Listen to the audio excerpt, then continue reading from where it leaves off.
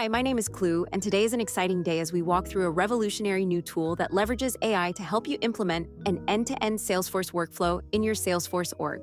This tool is called Cloobot X, an implementation design studio brought to you by the team at Cloobot Inc.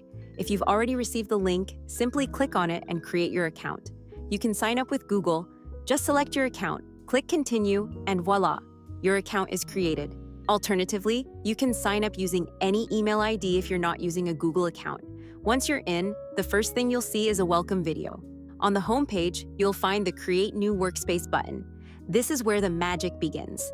Clicking this button gives you two options. Start with a blank template to address a custom requirement, or choose from one of the available templates. For this walkthrough, let's go with a blank template. You'll then be prompted to enter the details of your workspace. Give it a name, select the technology and relevant product, specify the industry, choose the current product stage, and finally, upload a logo to make it your own. Once you're done, you'll enter the workspace. Here, you'll find a text editor where you can type in your requirements. If you already have a detailed requirement document, click the Attach File button to upload it from your computer. After selecting the file, click Upload. We're using a BRD to create an asset management system. There's no strict format. Just make sure your requirements are as detailed as possible. The more thorough your input, the better the output. Now click the Analyze button in the top right corner or the bottom left of the editor so the AI can begin analyzing your requirements. Next, let's review the gaps identified by Cloobot. For example, one mentions integrations, which I'll ignore since I don't need any. Another mentions edge cases, which are important to me, so I'll click the edit icon to make a minor tweak and then accept the suggestion. Accepted suggestions are automatically added to the text editor. Below that, you'll see the requirement score, along with queries and tips that can be added, just like the identified gaps. Let's proceed by clicking the Next button. Now, Cloobot prompts you to select a high-level approach, declarative, customized, or hybrid. Descriptions are available under each option. If you choose hybrid, you can edit the details by clicking the Edit button. For this workflow, we'll stick to the basics and go with the declarative approach. Click Next to continue. While that's generating, let's explore the Scope section. You'll see structured sections for Project Overview, Primary Objective, and finally Scope and Approach. All sections are editable, so if you spot gaps or areas needing improvement, you can revise them easily. Think of Cloobot as your associate, drafting documents that you review and refine. Each module is clearly listed in the Scope and Approach section, along with business processes and specific requirements. These tables are editable. Click the check mark next to the table or the individual point to make changes.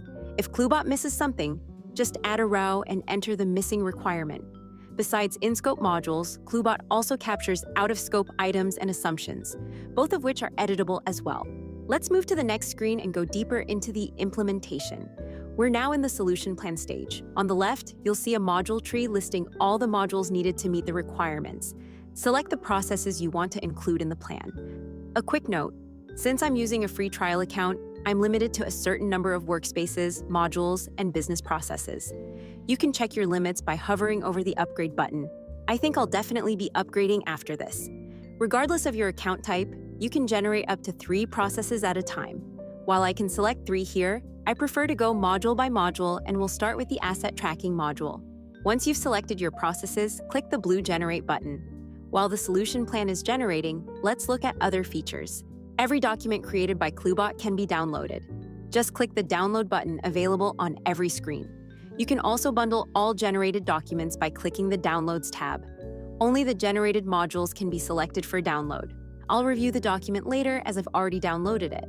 While the rest of the content is loading, here's what to expect in the solution plan.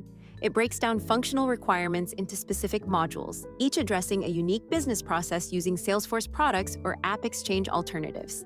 It also includes any unaddressed requirements and a summary of the products and features used.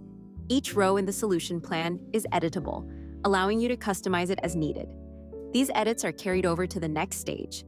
You can also navigate to any other section by clicking the Go To button. Click Next again to move into the solution design stage. Here you'll see a comprehensive document outlining the project overview, objectives, benefits, and more.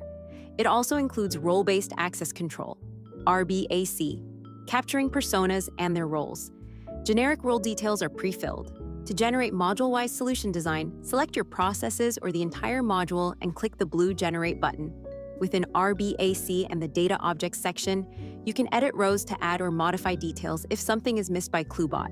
Each generated module contains a summary, process details, a step table, and a flowchart. Next is the refinement stage, a useful checkpoint for validating your implementation with stakeholders. As with earlier stages, select the relevant processes or modules and click the blue Generate button. This stage generates Q&As for each feature.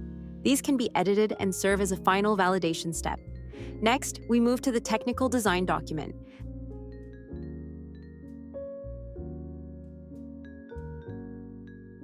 This goes deeper into the implementation, defining objects, standard or custom, fields, labels, and mandatory status, visibility settings, entity relationship diagrams, access control per persona, technical components with associated functional requirements, and sequence diagrams illustrating process flow. Then comes the project plan. Again, select your processes and generate the plan. Once generated, you'll see an epic story task breakdown, complete with story descriptions and acceptance criteria, helping admins and developers understand exactly what to build. Clicking on a task gives you even more detail, including pseudocode and task-specific notes.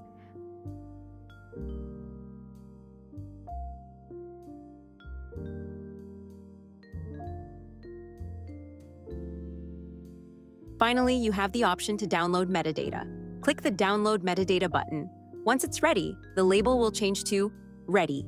Click it to download the zip file.